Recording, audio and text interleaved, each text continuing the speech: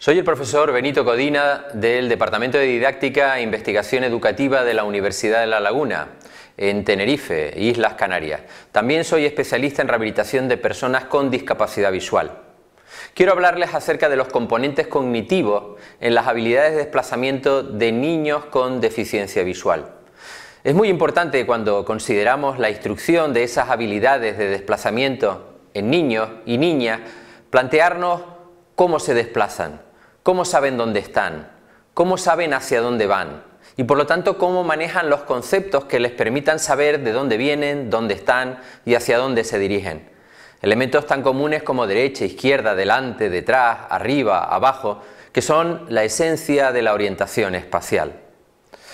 Cuando hablamos precisamente de orientación espacial, tenemos que tener en cuenta que la misma es un proceso cognitivo que nos permite establecer, y lo que es más importante, actualizar de manera permanente la posición que ocupamos en el espacio, y para eso empleamos información de carácter perceptivo, bien sea auditivo, bien sea olfativo, bien sea sinestésico, bien sea áptica o táctil, inclusive visual si existe un remanente útil de dicha visión.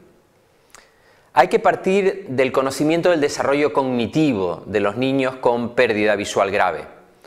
Según apuntaba Lowenfeld ya en el año 81, las tres principales desventajas de los niños con déficit visual es el rango y variedad de experiencias menor que tienen, su escasa habilidad para desplazarse y por lo tanto, consiguientemente, el bajo control del medio, del entorno. Para ello tenemos que tener presente que tendremos que trabajar la estimulación sensorial, el desarrollo perceptivo, tendremos que incentivar el desarrollo conceptual y también la comunicación. Por lo tanto, vamos a centrarnos en el segundo de los aspectos, el desarrollo conceptual que, como he apuntado anteriormente, está estrechamente vinculado al desarrollo perceptivo. Desde el punto de vista del desarrollo de estos niños, sabemos que en la primera parte de su infancia, en la etapa sensoriomotora, según apuntaba Piaget, no existe un retardo significativo. Sí que empiezan a aparecer las desventajas a partir de los 4 meses, en cuanto a conductas tales como observar la mano, la coordinación entre ojo-mano, visomotora. No existe, por lo tanto, una misma función implicadora de los esquemas táctiles y auditivos como sí ocurre con los niños con una visión normal. En cuanto al desarrollo del lenguaje es similar, salvo la aparición de verbalismos, o sea, expresiones verbales ausentes del concepto, o sea, de su significado. Bien, hemos hablado del concepto, de la importancia de este dentro de lo que sería el desarrollo cognitivo. Sabemos que concepto es una representación mental, imagen o una idea de lo que sería algún objeto. Y tenemos que tener presente que para la formación de conceptos hace falta 2 pasos esenciales. No solamente saber lo que supone un determinado elemento de nuestro entorno, sino un proceso de abstracción y también un proceso de generalización para que dicho concepto pueda ser empleado en situaciones, en entornos distintos. Sobre todo cuando hablamos de conceptos espaciales. ¿Cuáles son los conceptos importantes para los niños con un déficit visual? En primer lugar, el conocimiento corporal. Estamos hablando de la existencia de un adecuado esquema corporal, o sea, que sepan cuál es la posición de diferentes músculos y partes del cuerpo en relación unas con otras, que tengan un adecuado repertorio de conceptos corporales, o sea, cuáles son las partes de su cuerpo y las funciones que desarrollan cada una de ellas, y un elemento que apuntaban ya Crati y Sams, que es la imagen corporal, o sea, la experiencia subjetiva del cuerpo que tiene su propio elemento, o sea, el propio niño, si es delgado, si es gordo, si es alto, si es bajo, aspecto importante también desde el punto de vista de las relaciones interpersonales. Otros conceptos esenciales son los planos corporales. La lateralidad y direccionalidad. Recordemos que la direccionalidad supone la lateralidad invertida, importante en aspectos tan sociales como dar la mano.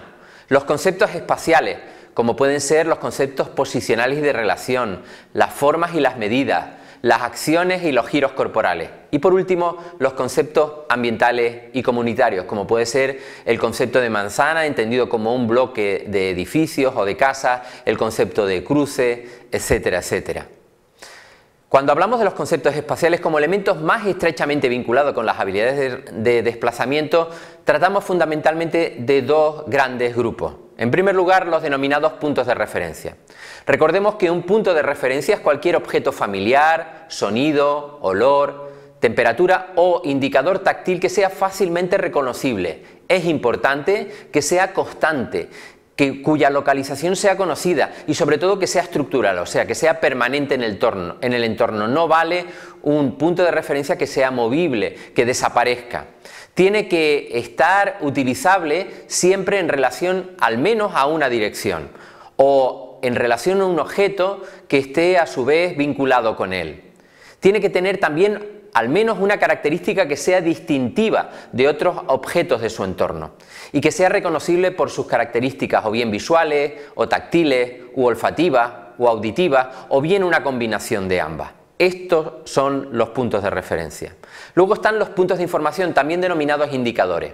Al contrario de los puntos de referencia, son cualquier estímulo auditivo, incluyendo la ecolocación, o sea, el sentido del obstáculo, o bien olfativo o táctil, incluyendo la temperatura, o bien visual o sinestésico, que pueda dar información que nos permita determinar nuestra posición o línea de dirección. En este caso, también a diferencia de los puntos de referencia, puede ser dinámico, no solamente estático, no tiene por qué ser estructural, porque digamos que su uso depende de la familiaridad con ese indicador y también del conocimiento de la fuente, o sea, de quién o qué emite ese indicador. También es importante que esos puntos de información pueden ser transferibles de un entorno a otro, o sea, que aquello que empleamos en una determinada localización podamos utilizarlo en otra. Por ejemplo, un determinado olor, un determinado contraste o, por ejemplo, la presencia de elementos auditivos que no tengan por qué ser permanentes. Otros estímulos quizás no tengan igual valor como indicadores, por ejemplo, algunos que pueden tener un menor grado de percepción, como pueden ser sonidos enmascarados, sonidos de tráfico o sonidos que pueden desaparecer a determinadas horas del día. Por lo tanto, hemos de utilizar como indicadores aquellos que planteamos como dominantes, o sea, aquellos que son claramente salientes o relevantes en nuestro entorno. Bien, a la hora de hablar de limitaciones en la formación de conceptos, cuando incluyamos los de tipo corporal, los de tipo posicional o los de tipo sinestésico, de cualquiera de ellos, tenemos que tener presente que tres son las grandes limitaciones en dicha formación de conceptos. En primer lugar, la riqueza de las percepciones. Cuantas más percepciones tenga, cuanta más multisensorialidad, será más fácil adquirir dicho concepto y por lo tanto abstraerlo y generalizarlo. También la variedad. Cuanta más variedad de percepciones tengamos de un mismo concepto, eso supondrá una mayor, una más clara consolidación del mismo. Recordemos que la simple exposición o experiencia a un concepto, a una gama de conceptos, no necesariamente significa la recepción de percepciones y por lo tanto la consolidación del mismo. También que el tiempo limita la percepción. Para conseguir la discriminación requerimos tiempo. Por lo tanto, cuando queramos que un niño incorpore un determinado concepto espacial, por ejemplo, semáforo, a su repertorio tenemos que darle tiempo para que asimile sus características, tanto perceptivas como de utilidad. Y por último, las metas y los valores pueden limitar la percepción. Por ejemplo, a la hora de hablar de escalera, si el niño tiene miedo a las mismas, si tiene rechazo a las mismas, no conseguiremos que incorpore adecuadamente el concepto escalera y sus distintas variables. A su vez, también tengamos en cuenta que el autoconcepto negativo limita la percepción. Si no se creen capaces de utilizar una escalera, será difícil que consiga la interiorización, la abstracción, la generalización de ese concepto. Ya hemos dicho que el temor tiende a estrechar el campo perceptivo. Es difícil que le consigamos hacer distinguir entre una puerta giratoria y una puerta automática si teme a que dicha puerta automática le pille o a que dicha puerta giratoria haga ese giro antes de que haya pasado por ella. O sea que habrá que partir de una situación que tienda a eliminar esos miedos.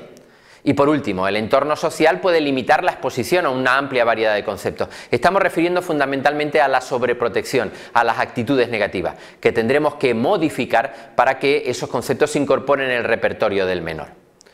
Esa ha sido la descripción acerca del desarrollo cognitivo vinculado con las habilidades de desplazamiento, que resultará esencial para garantizar elementos tan esenciales como la orientación espacial. Muchas gracias.